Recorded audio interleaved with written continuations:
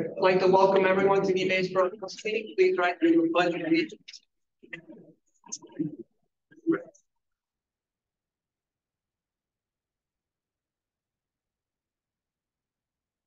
I pledge allegiance to the flag of the United States of America and to the republic for which it stands, one nation, under God, indivisible, with liberty and justice for all.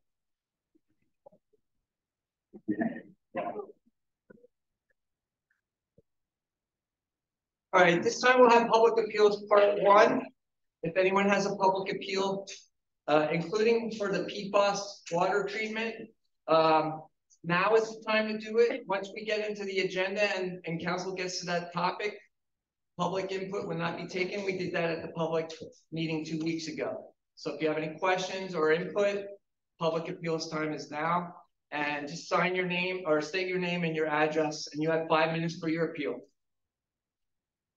Sure. Just state your name and your address, please. Jack Notamaker, 303 Franklin Street. Okay, so I missed the meeting a month ago when I understand there was a discussion about the parking of the students in our borough, and I had learned that apparently in that discussion they decided to extend the permit parking further away from the school. Is that correct? Correct. And there's a map of it. Okay, so I live on Franklin Street, and I know the northern part of Franklin is a bit worse, but now it's getting worse on North Street up to the Lions Playground. It's like bumper to bumper cars, and also on my block. And I don't know what the decisions were, but I have a feeling that when they extend the parking, which I don't know whether it was another 2 blocks or another block or what, the kids are going to drive as close as they can get to the school and walk so they don't have to ride on a bus. Mr. Notamaker, we know that this is not the last time we'll visit this. They're probably. I can't hear real good. So. We realize this will not be the last time we visit this. There's going to be a point where they're not going to walk X amount of distance, but we know at some neighborhood's going to take the brunt of this, and we're going to have to extend it even further. Right. So my suggestion that I wanted to make is that I know you can't control what the school does, but I understand that they have some kind of lottery that is for the seniors to park in the parking lot that's designated for the school. And a few days that I drove through that parking lot, there were in excess, and this was in the middle before lunch between 10 and 12, there was an estimated of 100 empty spaces in that parking lot. Today? 100. Today? I didn't go today. This was a couple weeks ago. A couple times I went there. Now there are going to be a lot less cars parking there because the seniors are near the end of their school or whatever. So like I said, we can't tell the school what to do, but I don't understand why it has to be a lottery and for seniors only, which forces the underclassmen to park on our borough streets. That's one thing.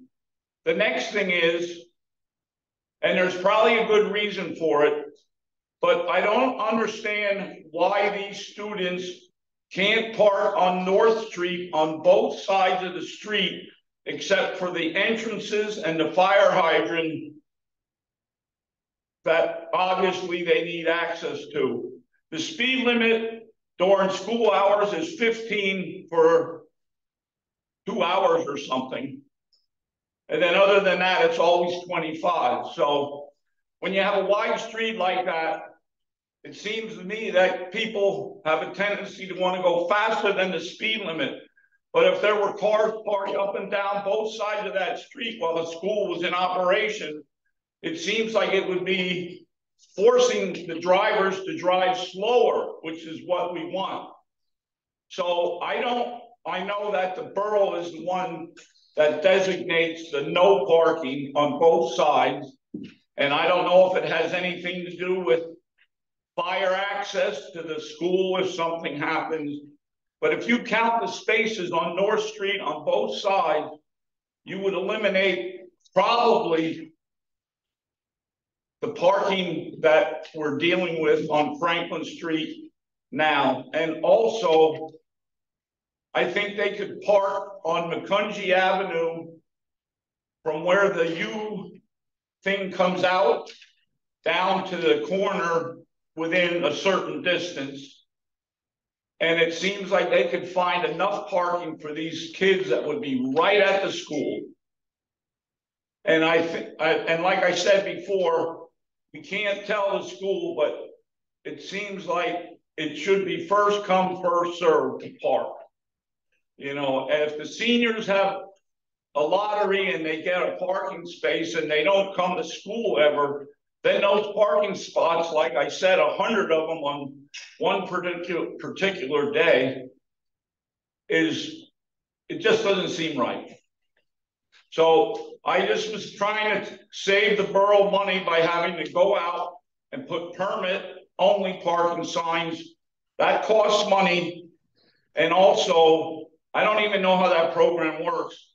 But if people come to visit me during the day, then, or stay for the day, or like if my daughter comes in from out of town, and well, I have off-street parking, so it's not a big deal to me, but I'm sure there's a lot of people that are gonna have to worry about their guests having permits to park.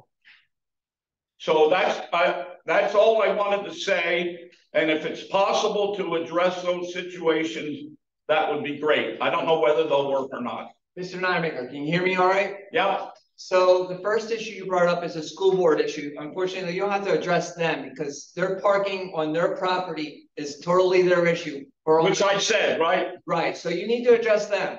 And we have, by the way, we have been in conversation With them. Yeah. About the parking? Yeah. On the borough streets? And in their parking lot. Oh, okay. But again, that's, at the end of the day, Yeah. that's Yeah, they can do what they want. I understand that. It's their parking space, so. And with regards to parking on North Street, I believe it's because it's a school zone. Is that why? It can't be done because it's a school zone. It's a school zone For parking. Oh, so you can't park on that street because it's a school zone. All right. So that wipes that idea out, right? I mean, we've been addressing this for 15 years. It's not something new. It's just going out further. That's all, unfortunately. Who's responsible for the blinking yellow lights that says school? The borough. Okay. I think someone from the borough has to be more diligent in getting the timer on that thing right. Because that light blinks on the weekends. Okay. And it doesn't blink when the school time says it does. So someone has to set the time. We can look at that. Thank you, Mr. Nonamaker. Okay. Is there anyone else with a public appeal?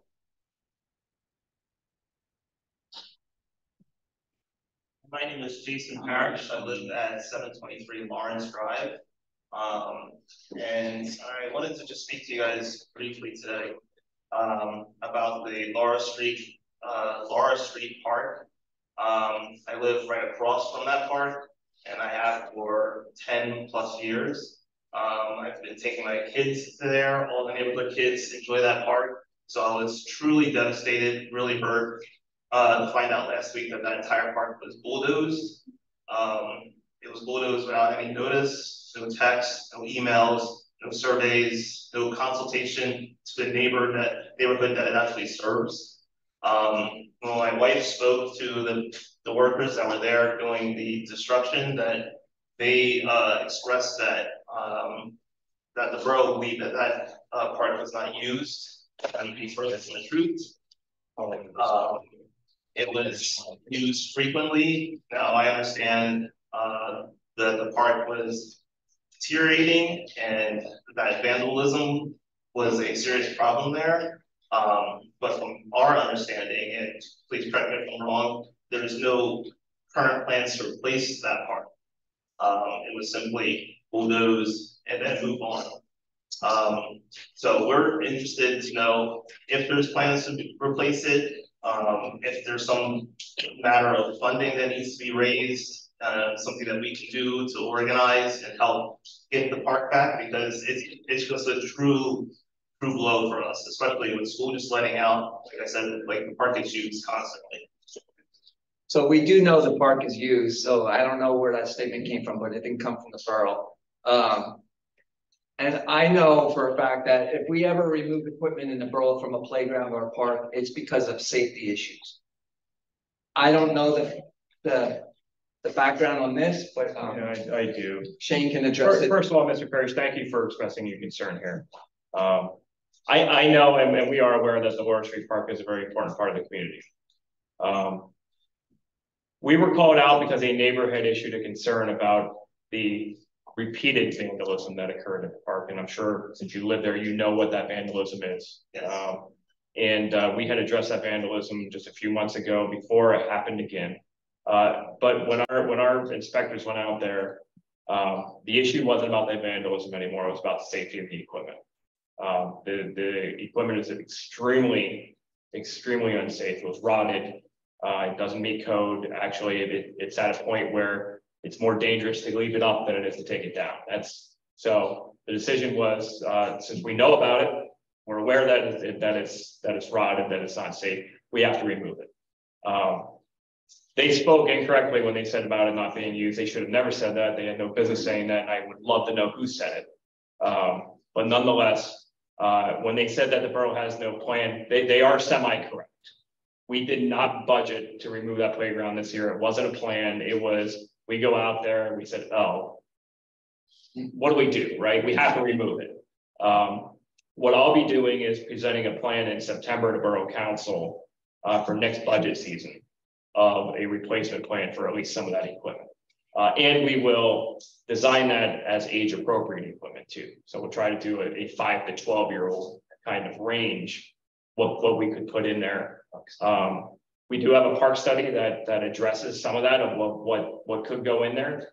But we will be asking Borough Council for funding for next budget season. We did not budget funds for this year for that park. That doesn't mean council couldn't re-examine budget and take from another need in the community to reallocate it. They could do that, but it's taking from one thing to put to another is going to be their challenge, and what that would be, I don't know. But right now the plan would be that we're going to present a plan to them in September for funding for next year. I just have 2 follow-up questions. What was the reasoning for not notifying the surrounding community that this was even going to occur? And when is the plan for a new park to be built? Because from my understanding, this has happened before in another part of the community, and it was 4+ years before new construction is even started. Now, I know there's a lot of planning that goes on for that stuff. You have to plan, you have to do some bidding, you have to do compensation and everything.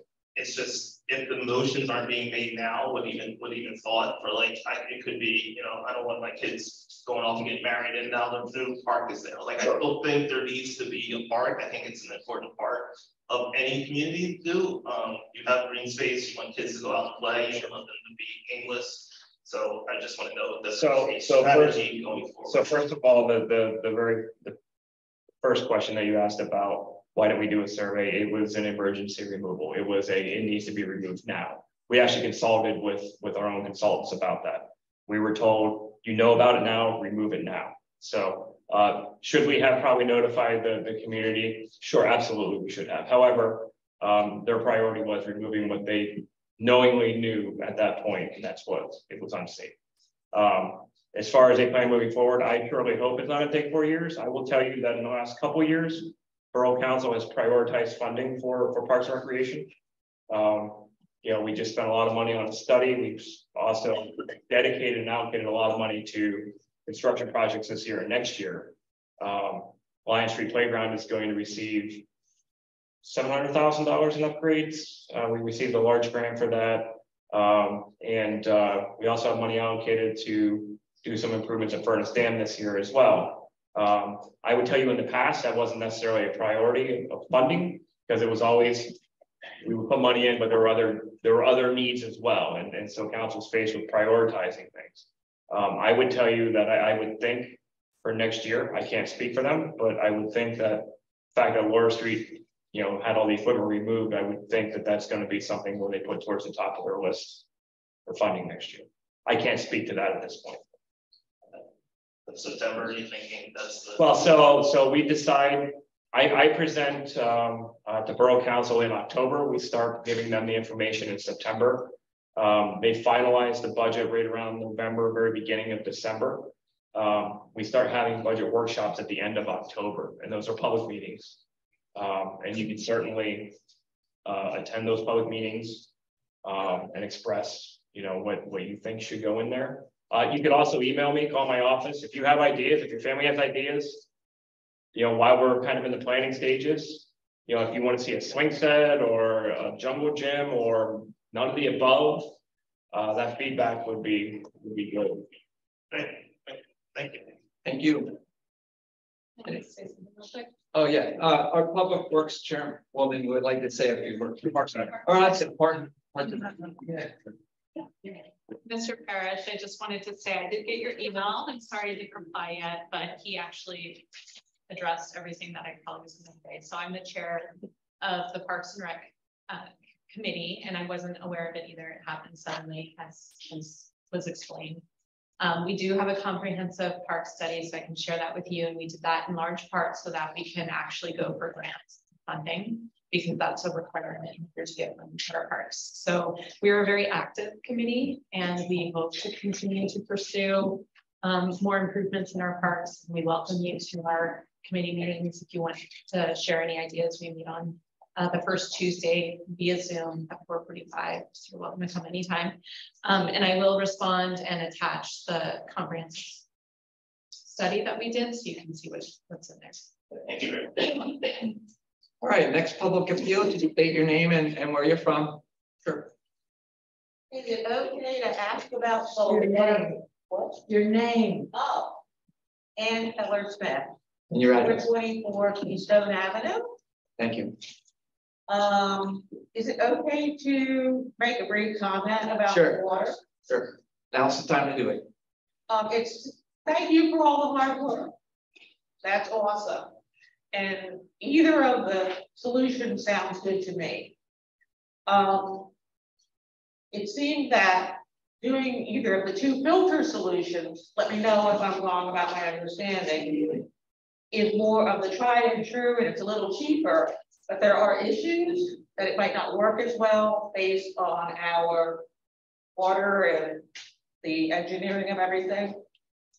Whereas the hybrid solution is more expensive, but it gives us water right away. No. It removes 99% of it, is what we've been told by the consultant. I'm gonna step a little further because I can't hear you. Yeah, so the treatment solution can remove what they say is it will remove 99%, right? So it makes it undetectable, is what they say. They can't guarantee anything will be 100%, no matter what solution we go with, whether it's a hybrid or completely outsourcing or treating. They can't guarantee 100%, but they can guarantee 99% removal on the filter system. Okay.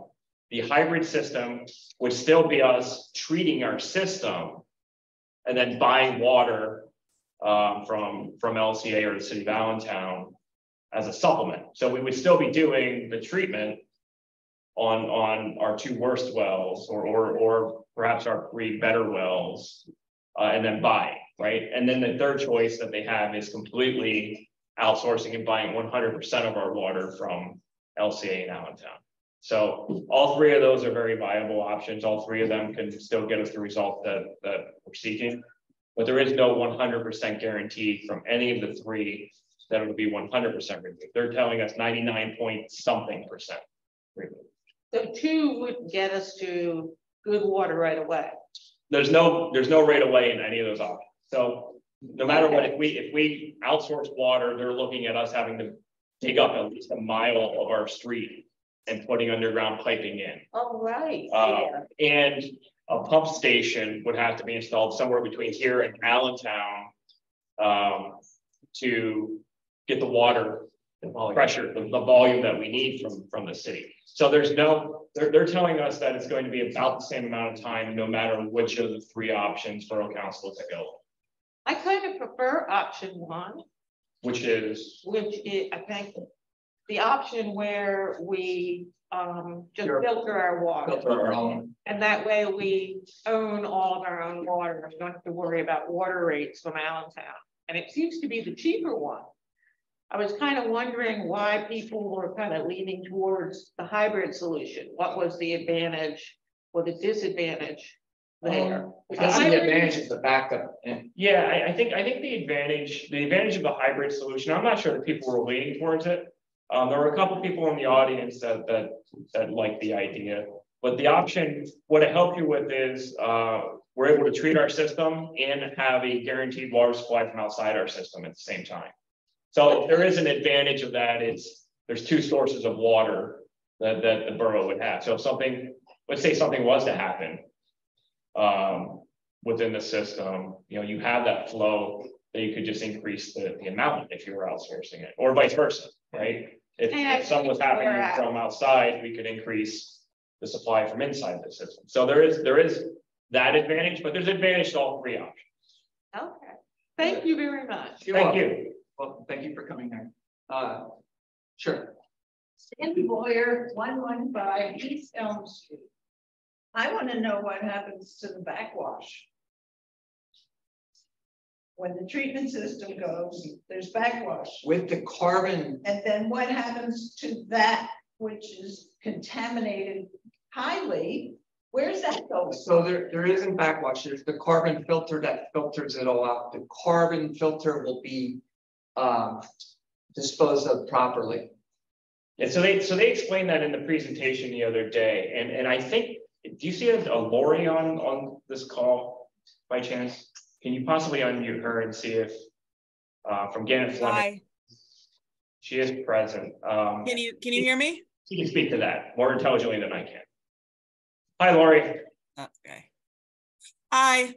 Yeah. So there is limited backwash water with these treatment systems, but it's backwash water that basically rinses the media when you first install it in the filter before it has absorbed any of the contaminants from the water. So generally when you have wells like this that are more remote, you backwash it with water that's already had the PFAS removed. So that water would just go to the same treatment system that you know, other waste would go, and it doesn't have the PFAS contaminants in it. After that, you don't normally backwash these anymore until you basically replace the media with new media once again. In terms of the media itself, the you know, highly contaminated media, the stuff that's absorbed all the PFAS from the water, most commonly that's sent for incineration. And the vendors that handle that, like, it's incinerated under controlled circumstances at high temperatures, and at least the current research shows that basically destroys the PFAS, that incineration process. There is still an option to send the media to landfills. They're still developing science and regulations on that. So, you know, future-wise, I'm not sure where that you know, regulations for that may go, but right now that's a possibility as well. So that's generally the two options for disposing of the waste once it's exhausted and you need to replace it. Is that okay, Sandy? I guess. Okay. Anyone else with a public appeal? Now we will unmute our virtual guests, and if anyone online has a personal appeal, please state your name and where you're from and what your appeal is. Now will be the time to do it. Anyone?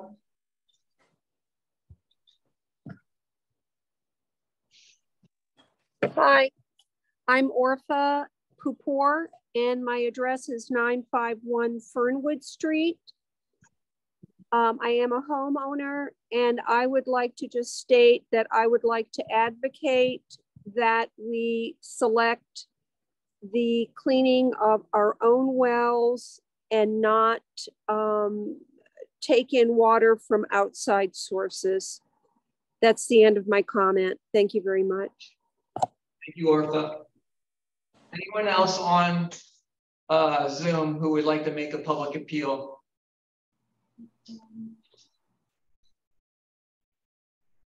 Now would be the time to do it if you have something to say or ask. All right, hearing none. There's someone that just unmuted. Oh, okay. We'll give them 1 second. Maybe it took them a while to figure that out.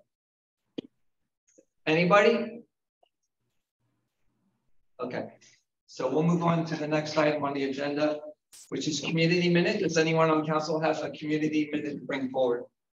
Councilman Andrews? So I have one, Mr. President. On Saturday, June 3rd, from 11 a.m. to 3 p.m., they're having a community event over at Power Up. It's over on Keystones. And there's several businesses there that's going to be having door prizes. They're showing off their different businesses that are in there. Some of the businesses are like CrossFit. There's like 5 different businesses there. They're going to have food trucks, live music, tour of businesses. So I want to share that. Thank you. Anyone else with community minute? Councilwoman McManaman. Just a reminder that our community yard sale is also that day, June 3rd. Oh, from 8 to 4. Thank you. I actually forgot about that. All right. Anybody else?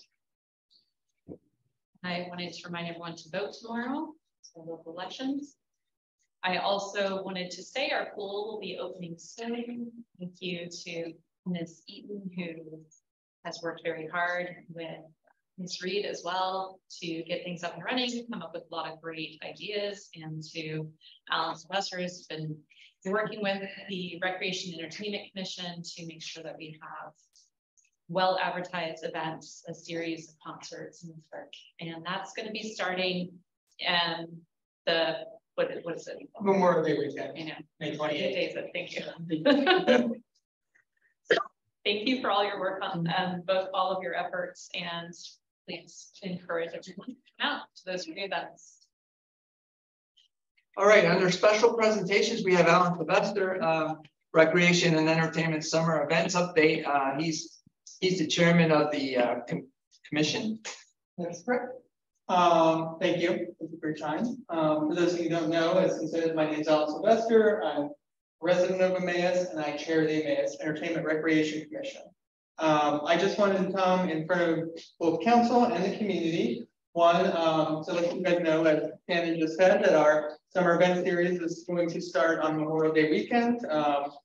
For those who might not know in the community, over at Emmaus Community Park, we have free Sunday concerts that run Memorial Day weekend through Labor Day weekend, pretty much almost every Sunday. In addition to those Sunday concerts, we have 6 Tunes in the Triangle this year, which will be downtown at Triangle Park. Those will be on Friday nights, the 2nd and 4th Fridays of June, July, and August. Those run 6:30 to 8:30. A bunch of different groups, all local musicians, everybody loves them. And the exciting thing in partnership with the pool this year is the flip and floats that we're going to be doing. So in lieu of a family movie night in the park, like on the field, the family movie nights this year will be in the pool. So you can come, the pool will close, we'll have a special admission for those nights, and we'll have a screen, and you can buy concessions and sit around the pool and watch 3 different movies. Yeah. Does anybody on council have any questions for me? Well, I think you're forgetting some of the things that you have with your commission at the Zumba. Oh, yes, true. We do have the Zumba. We kind of help them do that, but they oversee that themselves. They run that themselves. So. And where can they find this information? So the information is on the Borough of Emmaus' website under the calendar. It's on our website, which is emmausent.com or I can't remember. I think it's com. And also on the Emmaus Arts Commission's website. And then the Morning Call, Discover Lehigh Valley, all the events calendars were on all those. I saw some signs already. Do you have some? Yeah, posters. Okay, I thought I saw signage. Yep, with all the listings. Yep. So all of our posters, that all has all the information. So I just want to commend you. I'm looking at your sponsor list and these great sponsors who are, I'm not going to say them here, but so I don't know if it's permitted, but you have some really great local sponsors who are sponsoring these events so they can be free for the community, for like the concerts and that. So it's phenomenal to see the support from the community business. I'm also going to give you a plug that they do need volunteers. So if anybody loves this type of thing, he can use help. Anybody, all the volunteers. It could be as simple as an hour a week. Everything is planned by 3 people. So just want to put that out there. Yeah. So thank you very much, Alan. You're doing a great job. All right, moving to the reading of the minutes. We have the May 1st, 2023 meeting minutes. Would somebody like to make a motion to approve the reading minutes? Councilman Hart, seconded by Councilman Crane. Any corrections or additions on the minutes? Hearing none, is there a motion to approve the minutes? I'm sorry. All those in favor, say aye. Aye. Those opposed? There are 7 ayes. Decisions on bids. We have 3 items. The first item is Franklin Street Sanitary Sewer Reconstruction Project. I am going to move that to after executive session, which is the last item on the agenda, due to a legal matter we'll have to discuss before we vote on it. So that will be pushed back on the agenda. We have a dump truck lease. Would somebody like to make a motion to approve a lease for the dump truck? I think before you make the motion, maybe Mr. Dufresne, and I can speak to it just a little bit. First of all, I sent you a memorandum. There's some confusion in the bids. We got that clarified between the 2 of the banks, which changes my recommendation as to which bank you would award it to. You would award it to Tax Exempt Leasing Corp. They're the lowest bidder. However, what you would need to decide is monthly payments, and whether or not monthly or yearly payments, and whether or not it's a 5 or a 7 year lease. And maybe Mr. Frame can kind of give some insight as to which one he's thinking as the chairman of the Budget and Finance Committee. Yes, thanks, Shane. So if you look at just, let's just stick in the 5 year here first. First Columbia and Fulton Bank, when you see payment yearly, that's just their monthly payment times 12. They in this packet here isn't an arrears payment. Tax Exempt gave an arrears yearly payment, so you pay at the end of the year. Yeah, the whole year you pay the interest for it, so it's going to obviously cost a little more to do it that way. Tax Exempt went back and also gave us their monthly one, which when you take the $39,1488 per year for the 5 year and multiply that by 12, it comes to $46,978.56 a year. Should be the lowest one because it's the lowest interest rate. So we're now comparing apples to apples because they all gave us the similar information. So my recommendation would be to do the 5 year Tax Exempt Leasing Corp at 4.98% with monthly payments. And I would put that in the form of motion. Motion by Councilman Dufresne. Is our second? Councilman Hart. Is there any questions on the lease? Hearing none, all those in favor say aye. Aye. Those opposed? There are 7 ayes. Who's the second? I'm sorry. It was Chris and then John. Moving on decisions on bids, we have resolution 2023-19, the sale of the wagon trailer to Jeffrey Kratz for the amount of $1,000. Would somebody like to make a motion to accept that, the bid? Councilman Dufresne, second by Councilwoman Baumgartner. Any discussion? Was this like a municipal bid? No, it's again, the details of the resolution explain it. Anything valued under $1,000 or less can be outright sold. It would cost me more to do municipal bid than it would be to sell it outright. And that's straight from the borough code. Like there's actual. Okay, just making sure. Thank you. 8-1402. If you're interested. Wow. Any other questions? All those in favor say aye. Aye. Those opposed? There are 7 ayes. Moving on to communications, we have an event request for the Fall Fest at St. Anne's. It's an event that's been going on for probably decades now, and that will be handled by staff. We received a letter of retirement from police officer Alfred Kloss. He's been working with the borough for 25 years and his last day will be May 31st. So we will need a motion to accept his resignation. Councilman Hart, seconded by Councilwoman McManaman. Any discussion? All those in favor say aye. Aye. Those opposed? There are 7 ayes. And then he'll be retired for like a minute and then he's going to be requesting that he be part-time. So will somebody like to make a motion to allow Mr. Klaus to be a part-time officer here in Emmaus? Shane does the hiring for part-time. Actually, no, because they are civil servant, or because yeah, no, technically I would, yeah. We should hire him.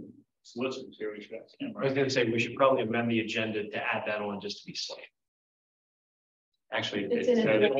So it's allowed to hire part-timers for ambulance, park help and all that. Does that include the police department? yes, it would. Okay, so I would like He can to do- inform you that I've hired Al Kloss as a part-time police officer. all right. So he's no longer retired. He's semi-retired. All right, we have no borough engineers report, solicitors report. All of my items are for either under the borough manager report or executive session. Thank So you. no report progress. Unfinished business part 1, we have nothing. New business, we have nothing. Unfinished business part 2, we also have nothing. Does anybody have anything to bring forward that's not on the agenda? All right, hearing none, Madam Mayor's report. Thank you. In your iPad, you have 3 proclamations. Proclamation month for me this time. So you have Proclamation 2023-561. It's in recognition of Public Works Week, which is May 21st to the 27th. And the theme this year is connecting the world through public works. You also have Proclamation 2023-562, which is a proclamation in recognition of Memorial Day, which is on Monday, May 29th. And you also have Proclamation 2023-563 for Emergency Medical Services Week, which is May 21st through the 27th. And this year the theme is EMS, where emergency care begins. With that, I report progress. Thank you. That leads us to committee reports. Public Works Committee, Chairman Andrews. Have nothing for official action. We do meet Wednesday, May 17th at 4 p.m. via Zoom, and with that, I'll report progress. Thank you. Health, Sanitation and Codes Committee, Chairman Valiant. Thank you, Mr. President. Tonight, for council's consideration, we have possibly hiring Mr. Eric Furman as our new Codes Department Manager. He has every certification that you can possibly have in Pennsylvania. He's a master code inspector. We would not have to farm out any of our inspections, both commercial and residential anymore. We would agree to hire him at a $90,000 a year salary, a little bit higher than what we've paid in the past, but again, we wouldn't be farming out the almost $50,000 in outsourced yearly inspections. We'd be able to manage all of that in-house. And I would also note that if council would agree on this, that would be also pending a background check. You place that in a formal motion? Yes, sir. Motion by Councilman Valiant, seconded by Councilman Anders.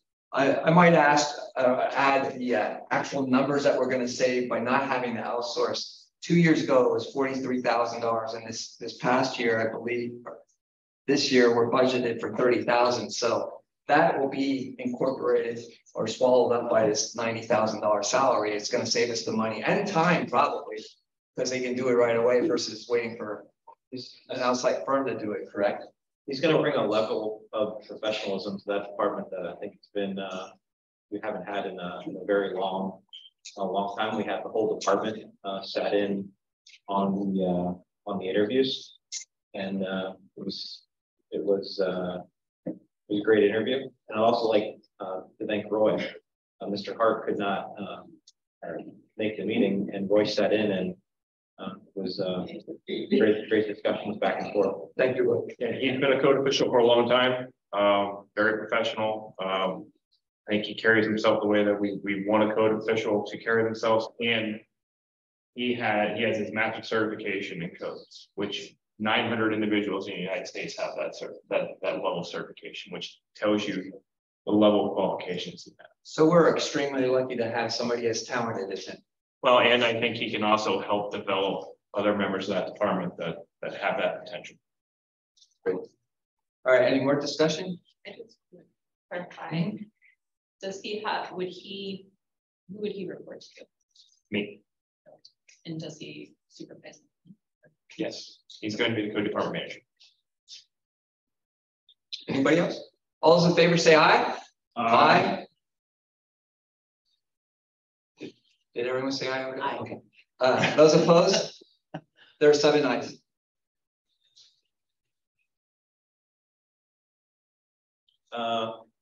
Our next meeting will be May 31st at 4:45, and with that, I'll report progress. Thank you. Parks and Recreation Committee Chairwoman Baumgartner. Thank you, Mr. President. I have no items for official action. Our next meeting will be June 6th via Zoom at 4:45 p.m. You'll see from the notes that we have a lot going on in committees, that we will have action forthcoming, I'm sure. And that, or with that, I'll report progress. Thank you. Public Safety Committee, Chairman Hart. Thank you, Mr. President. I have 3 items for your consideration and action this evening. The first being the Deputy Chief of Police Civil Service certification. When you move into that position, which we elevated 2 months ago, you are required, if you are desirous, to pass an oral examination should you wish to have civil service protection. That requires an oral examination given by a member of the community, a chief of police from outside the borough, and a member of the Civil Service Commission.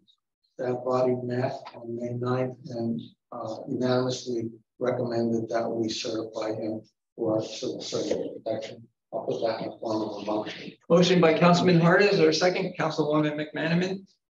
Any discussion? Just real briefly along with that, and I know that it wasn't in your packet, but he also took a written exam weeks ago. That was the prelude to the oral board, but the oral board is. So this concludes all his requirements. All right. Terry. All those in favor say aye. Aye. Those opposed? There are 7 ayes. Okay, approved vendors for police department pre-hiring testing. This need to change was precipitated by LVHN HealthWorks pulling out of that business, and we added conservator and St. Luke's occupational medicine, which was in before, in addition to 2 vision specialists and 2 psychological evaluation providers. In your packet, I would recommend we have approval. Motion by Councilman Hart to approve the pre-hiring testing for the police department.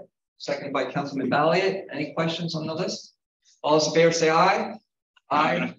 Those opposed? There are 7 ayes. Next, Sergeant Kevin Schmidt reached his 1-year probation, and the recommendation by the police chief Akbar is that he be moved on to full status. He indicated that he's demonstrated excellent leadership skills, and that he recommends without reservation he be moved on to full status. I'll put that in the form of a motion. Motion by Councilman Hart, seconded by Councilman Dufresne.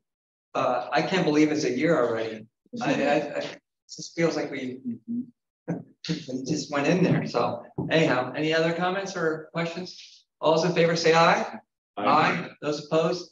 There are 7 ayes. The 3 quarterly reports, one of them is combined from police, fire, and EMS, included in the packet for review. There wasn't anything out of the ordinary that the public safety committee felt needed to act upon. And I would report that the next meeting is scheduled for May 25th at 9 a.m. via Zoom, with our report progress. Thank you. General Administration is next. That's myself. We have the PFAS remediation to make a decision on. 2 weeks ago, we had the public hearing and answered questions, tried to be informative as possible. And we have three options on the table. We have our filter our own wells ourselves. We have purchasing water from LCA, or we have the hybrid of a combination of filtering our own wells and having water coming from LCA. Council had a long time to look at this information, and especially the committee who's been dealing with this probably going on 2 years, with the choices maybe, but engineering studies and everything else that factor into it, including consultants. Tonight, our decision is just to pick one of the direction to go. Yeah, I would recommend that no matter which of the three options you select tonight, just choose the option, let the engineer do his environmental work. So if you were to choose to outsource, for example, I know that they came at you with 3 different locations that the water could come into the town. Don't choose which one. It still has to figure it out. If you were to choose the filtration system, don't choose the 12-foot tank or the 10-foot tank or the media bed tonight. I would tell you to allow the engineer to start their preliminary engineering piece on no matter what option you select tonight. Just select the option and let them do their piece that, you know, it's a little bit more complicated. So I would say choose one of the 3 options, and then the engineer will do their preliminary engineering, and you'll obviously vote on exactly which one of those, you know, whether it's the you know, like the treatment, for example, is it going to be carbon or is it going to be deionization? I don't think you need to make that decision tonight. You just need to give them a direction and us a direction as to you're going to treat it, or you're going to do a hybrid. That allows them to go further with the studies and the engineering work. If you were to outsource it, for example, they showed you 3 different ways that it can come into the town. They need to do engineer work to really tell you this is the one that we should do. So I would tell you that you should probably vote on it as the concept versus the precise option of this. All right, well, we did all our homework on this and had all the information presented to us. Would somebody like to make a motion?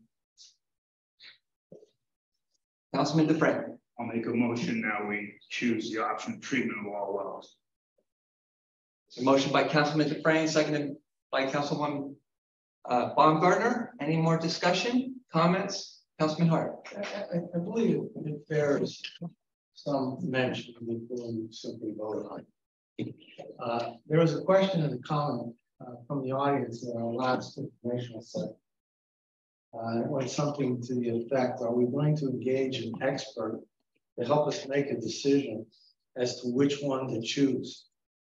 2 things came to mind when that was said. One, the information presented did come from a very learned and knowledgeable expert engaged by the borough to enlighten us on a very scientifically confusing and expensive solution. One needs to remember about consultants, which I have a great deal of experience with. If you have 10 consultants, you're going to get 14 opinions. They don't have to drink the water or pay taxes in our borough after a single option is chosen and implemented. As difficult as it is, our problem to address is based on the best knowledge we have at the present time for the borough of Emmaus.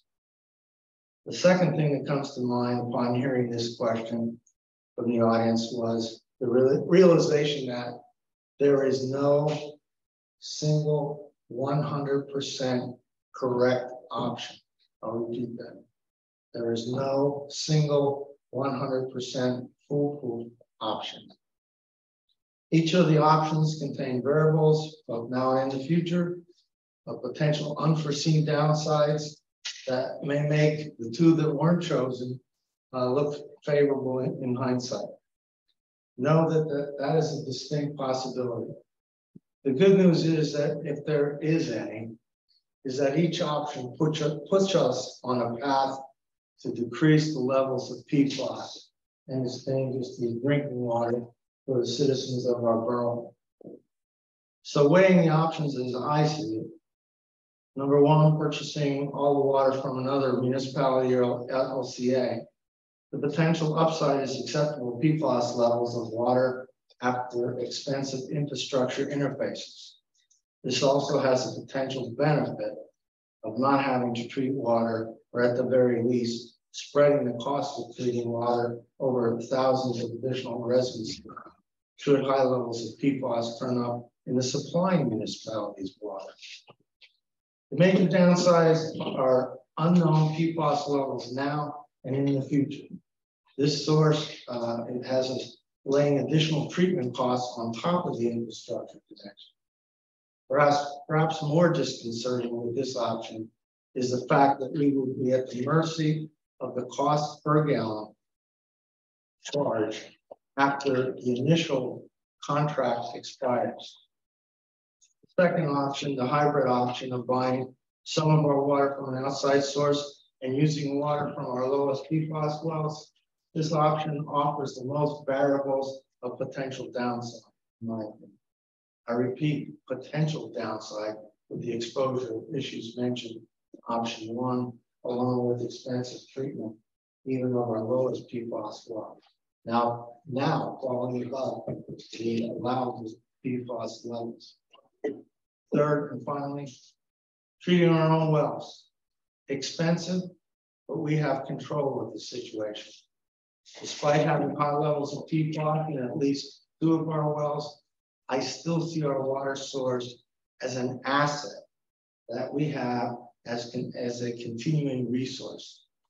Because we are in the early discovery phases of this and in the press with our problem, we are, as I see it, first in line for potential state and federal funds. While I was not in favor of doing our own treatment in the beginning, I am firmly convinced, after deep consideration, that option 3, treating our own water, is the way to go. Thank you. Thank you. That was a nice summary. I appreciate that. Anybody else have a comment? So again, I want to thank the residents again for coming out this meeting and the last one. I wish a lot of you would come out a little more often. We do really appreciate hearing your feedback. You live here too, just like we do. You know, we don't get to see everybody in the community. So I like seeing people in the audience and add their perspective, hear their perspective. So thank you. I wanted to add to what Councilman Hart and Councilman Dufresne said. It was not an easy decision, and this has been an ongoing issue, and we are residents here. Definitely wanted to be thorough and thoughtful in our approach and how we responded. Our meeting, our public meeting last time, 2 weeks ago, had a good turnout. Many of you were here and returned tonight. Some of you are joining again on Zoom for this meeting. And I found the discussion on our May 1st meeting really valuable. Everybody had great questions, and it helped us sort through our own thinking, because we're here listening to the same report, trying to process a big decision that's going to affect everybody here, including ourselves. So we appreciate you coming out and taking the time and voicing your concerns and asking your questions. And please continue to take part in our community. Thank you. Anyone else? I would just like to say thank you to the committee, because we've been looking at a lot of this for a long time. And above and beyond what the committee does, we have to thank Shane, and I'm sure Sarah was part of it too, digging in and getting information and providing all the things that are, you've dealt with a lot of stuff that has to be all organized to present to us. So I appreciate all the hard work you put in, and probably had some sleepless nights, because I know when the federal government came out, we were at the state level and we were good, and then the federal level came in, and then I know you had some sleepless nights over that, because that changed the whole ball game for us. It really did. And anyhow, and thank you to the community, because it is important for you to put your voice in and let us know what you're thinking. So with that being said, all those in favor say aye. Aye. Those opposed, there are 7 ayes. So the next step, we will engage with Gannett Fleming to begin preliminary engineering. Obviously, this was a huge first step. It certainly isn't the last step, so we've got a lot to move forward with. But this allows us to start the engineering. It allows us to start the permit application work. It allows us to start the grant application work as well. So we still have a lot to do, but it was a lot of work to get to that. And DEP will be debriefed later this week regarding the direction that we're going in. And Shane, a lot of the engineering work needs to be finished before we even apply for the grant, right? Because they need that information from the engineers. Yeah, we've been thoroughly informed. We've met with the state on numerous occasions regarding the grants. We have to have the DEP permit in hand to be eligible for the grant money. So the engineer work, the approval by DEP, all that stuff has to be in place prior to the eligibility. But we do feel very good that there is funding that's going to be available, and hopefully a very, very, very large chunk of this upfront cost can be covered in grant money. The federal government released a lot of money to address this issue, specifically for PFAS issues across the nation, and a large chunk of money was dedicated to the Commonwealth of Pennsylvania to try to address it. So there is money out there. I don't know that we're fortunate, but I think we're fortunate to be ahead of the other municipalities that don't know they have a problem yet. So that's going to put us, closer to the top of the list to be able to get funding. Thank you. Moving on with general administration, we have the Comcast franchise agreement, which we are not going to take action tonight. There's information there for you to look at. We have 3 general administration committee meetings before our next council meeting. So we will address it at the committee level and bring something forward for you. This is a possibility of a third cable company coming into the borough, and also for internet. So if you want, I've been the one negotiating with Comcast. Sure, if you want to say a few words. Give a little bit of information and background. I've been speaking with Brian Jarrett. He is their representative on this matter. A couple of different documents are available for you to review within your iPads. The first one is the actual Comcast franchise agreement. Shane was very adamant that they make sure that they repair our roads to the fullest extent. Should they do any underground work, that was one of the negotiation points that we've included. When we do move forward with this, if you are so inclined to approve it, I would suggest that you make the approval conditioned on my final review of the contract. And then secondly, they have attached a second memorandum of understanding in which they'll be providing free internet to certain municipal buildings. So I had a question on this. It was a term of 5 years. Is the franchise agreement every 5 years, or is the term for the free internet only 5 years and then that's it? That's still something we're discussing. Okay, I just want to understand. Okay. So, anybody else have a question for Jason? All right. We will meet 9 a.m. on Zoom if the public wants to join us this Thursday, the 18th. And with that, I'll report progress. Budget and Finance Committee Chairman Dufresne. Thank you, Mr. President. We have 3 items for action tonight. The first one is the bill list, resolution 20. I'm sorry. One moment. If anyone wants to still have comments on the PFAS, not too far down the agenda, maybe 10 minutes yet. There is a second appeals if you want to make a comment. So I'm sorry, Chris, go ahead. So we have resolution 2023-18, resolved the Borough Council to authorize payment of the May 15, 2023 bill list as follows. The bill list $742,514.38. Payroll number 9, $183,386.52. Payroll taxes, $60,398.68 for a total of $986,299.58. Time is 15th of May 2023, and I place that in the form of a motion. Motion by Councilman Dufresne, seconded by Councilman Balliet. Any questions on the bill list? All those in favor say aye. Aye. Those opposed? There are 7 ayes. Okay, the next item for action is pension investment firm. If you remember, put an RFP out a little while ago. And we interviewed 5 today, the Budget and Finance Committee, and most of the members of the pension board were able to interview 5 of the 9 firms that we chose to move forward for the round of interviews with us. And all 5 were quality, capable firms managing both of our pension funds here. But we are recommending that we appoint Conrad Siegel as our both pension plan. Pension and investment non-uniform advisors. police and Police and non-uniform pension advisors. And I place that in form of a motion. Motion by Councilman Dufresne. Is there a second? Councilman Hart. I want to thank the committee and everyone that was there. It was 5 hours of interviews today, and it was a nice day. So I think everyone would have rather have been outside than in a room interviewing. Oh, it was a nice day outside. Yes, it was a nice day.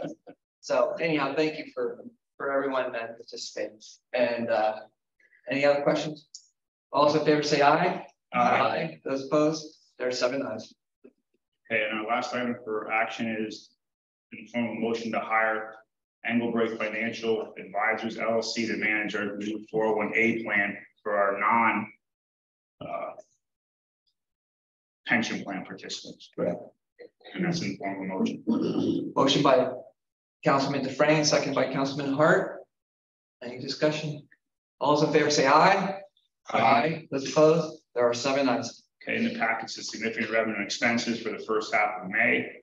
And our next meeting is Thursday, May 18th at 11 a.m. via Zoom, and report progress. Thank you. Community Relations Planning and Development Committee Chairwoman McMahon. Thank you, Mr. President. We have not had a meeting since our last council meeting, so nothing for official action tonight. Our next meeting is Monday, May 22nd at 4:30 via Zoom. I report progress. Thank you. Under 17, you have your pension board meeting notes from last Wednesday's meeting. At this time, we have personal appeals part 2. So if anyone would like to make a comment or have an appeal, now would be the time to do it. You just do the same thing, state your name and address. I don't have an appeal, but some of you don't. Just state your name and your address, please. Ann Worth, South 2nd Street. Some of you don't talk very well, but when you got to the part that said which system you were choosing, I couldn't hear it. Which system did you choose? We are going to maintain the Burrow wells with our own with the filtration system. Okay, so we're staying with our own stuff. Correct. Okay. And we're sorry you can't hear. This is not our normal meeting room. I know, it's big room. Yeah. And when we get back to Burrow Hall, we'll have microphones, but we went to a bigger hall because of the expected crowd. So thank you for bearing with us. Anybody? Oh, anyone else in the audience with the public appeal? Yeah, just state your name and address. Good, Jacobs, 717 North 2nd Street. Is there a general timeline for the option you chose? We're buying a lot of bottled water for like our little kids to drink. And it's not really in our budget. So I don't know if there's reimbursement for that or if there's a timeline of how long we're gonna have to continue doing that. Yeah, realistically, probably 2 years because of the length of time for the permitting process. Is there any way to apply for reimbursement for covering So water? I don't want to sound like the smart aleck person, but so think about this. If we were to reimburse everybody for bottled water, you're still paying for it anyway. Because that cost that we bear is put back on the community. It's going to be passed on to you. Yeah, I guess I'm asking because of having little ones and the science behind it is, if they're the ones intaking it over the large amount of time, it's going to take care of the bodies. My husband and I are still drinking water from the town, but we're specifically making sure the food and everything that they intake is bottled here. I don't know if you were at the meeting 2 weeks ago. Okay, so reverse osmosis, if you want to buy an under-the-counter sink, reverse osmosis removes PFAS.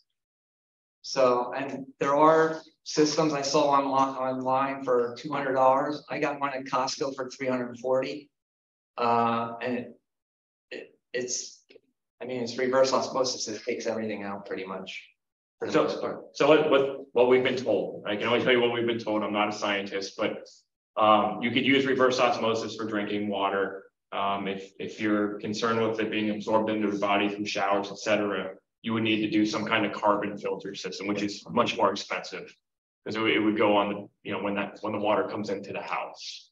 But there are, as Mr. Lavenberg said, there are systems with reverse osmosis that you can put under the sink for your tap water. All right, anybody else with a public appeal in the audience? Hearing none, we're going to go to our virtual guests. We're going to unmute our virtual guests. And if you have an appeal, just please state your name and your address and what your appeal is. And if you can turn your video on. Anyone? Now would be the time.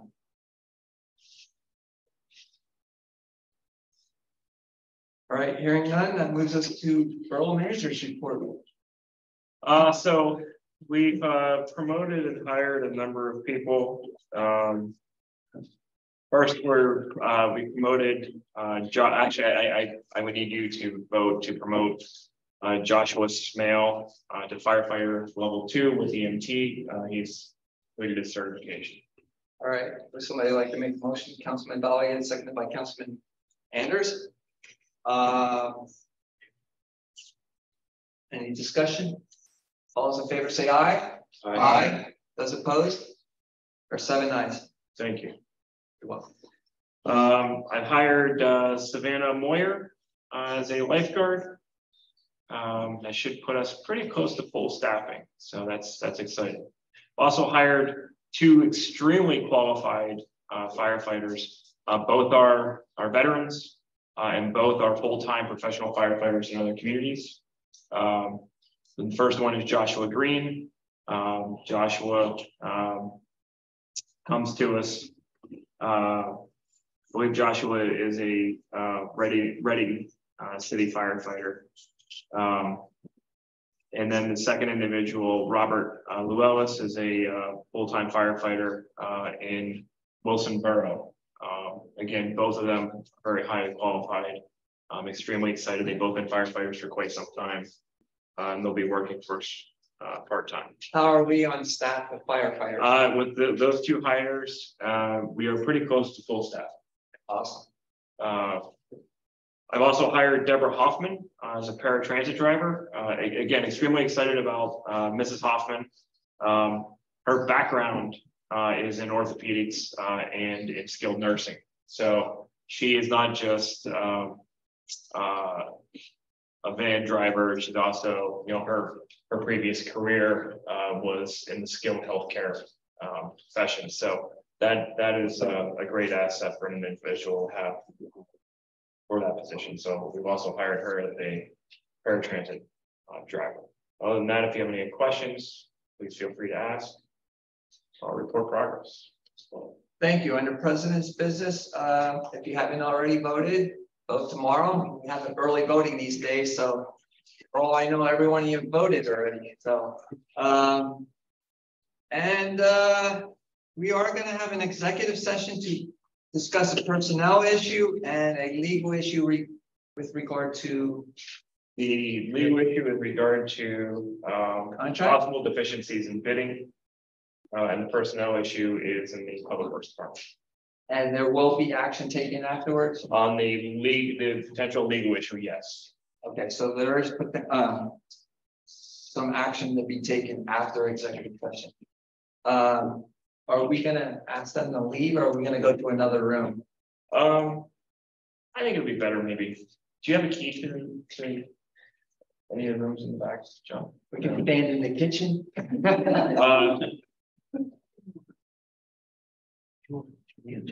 I mean, we can go on the second floor.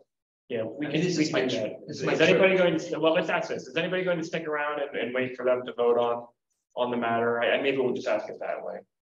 And we will allow the press to ask questions before they have to leave also.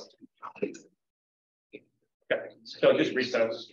All right, we're going to recess at 7:09 for an executive session, which we will take action. All right, council's reconvening at 7:43. We have an issue with the Franklin Street sanitary sewer reconstruction project. Would somebody like to make a motion? I'd like to make a motion that we approve the bid with the stipulation that we have engineer oversight for the project. And the company is Ankowitz. I'll second that, Mr. For $182,715. 182,715. So that was. And seconded by Councilman Anders. Any discussion? All those in favor say aye. Aye. Those opposed? There are 7 ayes. And that leads us to a motion to adjourn. So moved. Motion by Councilman Valley, seconded by Councilman Dufresne. All those in favor say aye. Aye. Those opposed? Meeting adjourned at 7:44. Good job, everybody.